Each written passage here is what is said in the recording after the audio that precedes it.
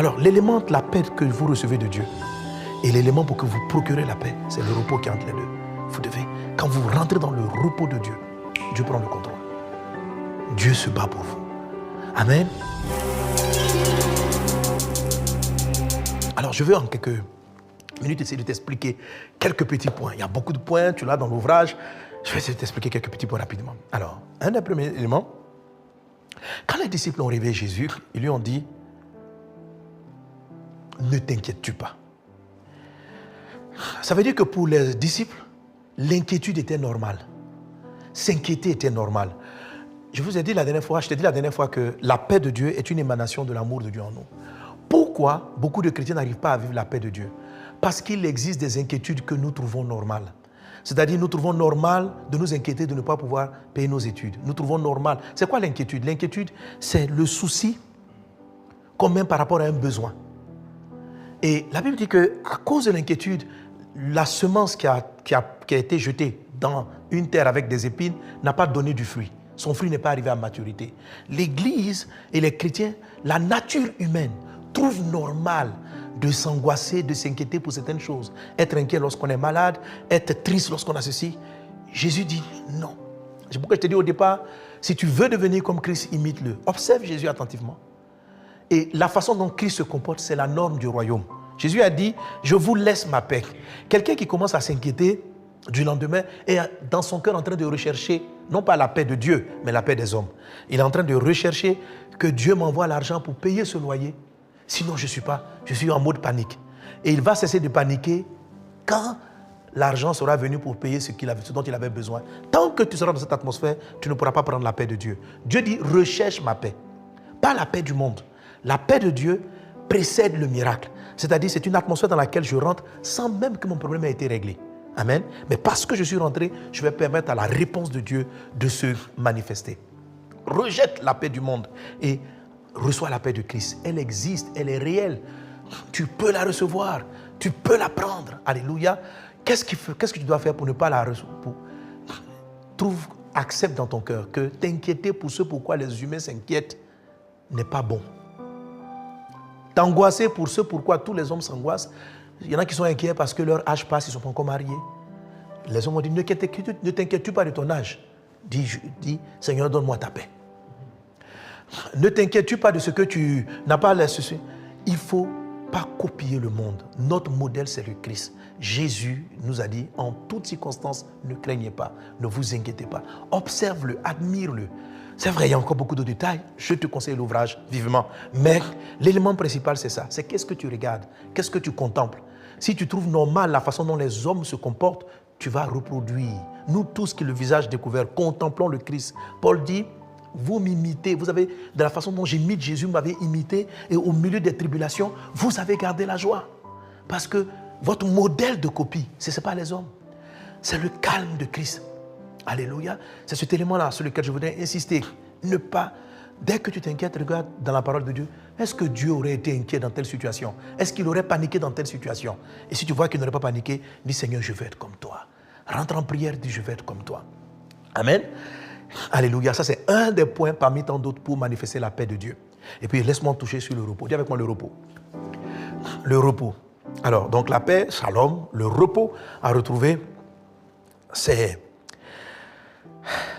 Le Seigneur dit dans les psaumes, il dit, envers vous levez-vous le matin, travaillez-vous. Il en donne autant à ses bien-aimés dans leur sommeil. Le sommeil dont il est question ici, c'est l'atmosphère du repos. Le repos dont il est question, c'est le psaume 91, quand il dit, celui qui demeure sous l'abri du Très-Haut repose à l'ombre du Tout-Puissant. Celui qui repose, qui est dans le repos, il devient invulnérable. Le repos est une dimension, tu rentres dans le repos de Dieu. L'apôtre Paul dit, il faut chercher absolument à y entrer. Et puis il dit, craignez de ne pas y entrer. Et Hébreux chapitre 4, verset 11 dit, efforcez-vous d'y entrer. Efforce-toi d'entrer dans cette paix. Quand vous n'entrez pas dans le repos, qu'est-ce qui se passe? Vous êtes tendu. Quelqu'un qui n'est pas dans le repos, le mot repos, c'est le mot détendu. C'est le mot, je suis bien. Mais c'est un repos de Dieu. Le repos, le manque de repos crée beaucoup de fatigue chronique, beaucoup de fatigue physique.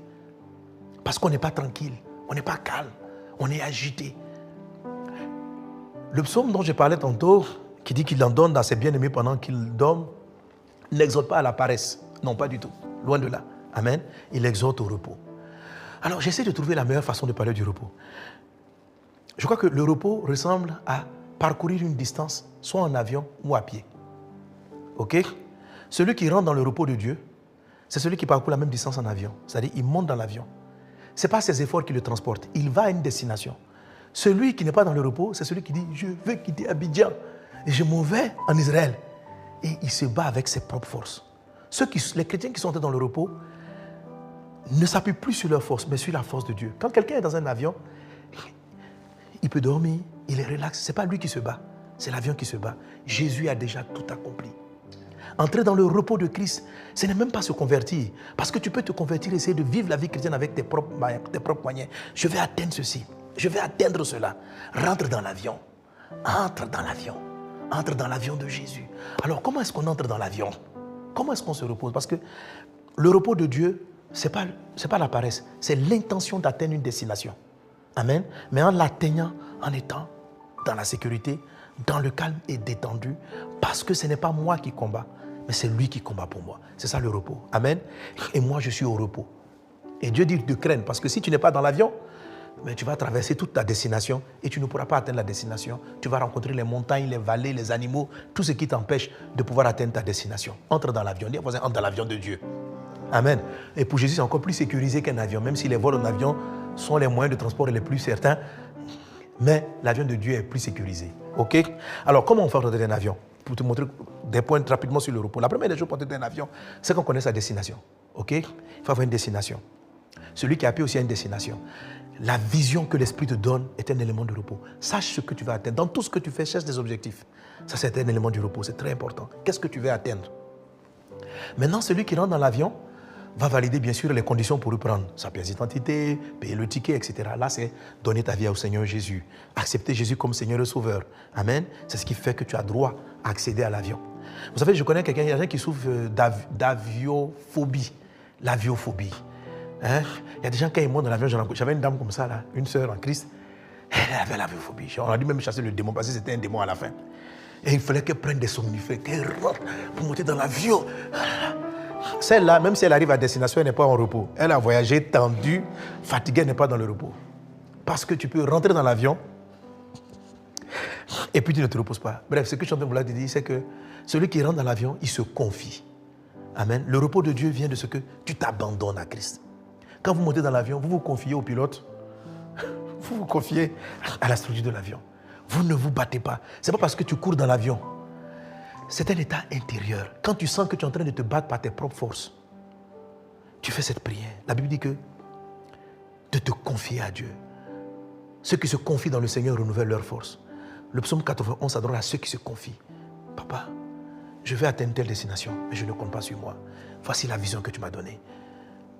Par mes propres forces, je ne vais pas y arriver. Je m'abandonne à toi. Et si tu pries constamment comme ça et que tu te relâches, alors si tu t'es vraiment abandonné, tu vas sentir que tu es détendu. Si tu te sens tendu, c'est que tu es aviophobe.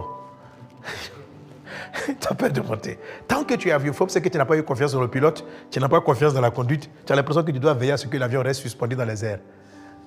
Qu'est-ce que tu dois faire? Décharge ta tristesse. Décharge tes efforts. Tu vas sentir à un moment donné que tu commences à réaliser ce que Dieu a voulu que tu réalises. Mais tu n'es pas tendu, tu es calme et détendu et tu réalises les choses de Dieu. Bref, il y a encore beaucoup d'autres points là-dessus, mais les ouvrages vont t'y aider. Rentre dans le repos de Dieu et puis après, procure le repos. On procure le repos par les déclarations et les confessions. Amen. La Bible dit, quand vous arrivez dans une maison, dites d'abord que la paix de Dieu soit dans votre maison. Quand la paix de Christ est en toi et quand tu dis aux gens, recevez la paix, l'atmosphère change. Tu es comme Jésus, capable de calmer la tempête. Parce que tu connais le repos. C'est ceux qui sont dans le repos qui peuvent procurer la paix. Que Dieu vous bénisse abondamment. Que la grâce et la paix du Seigneur soient avec toi et que ces enseignements transforment ta vie. Amen.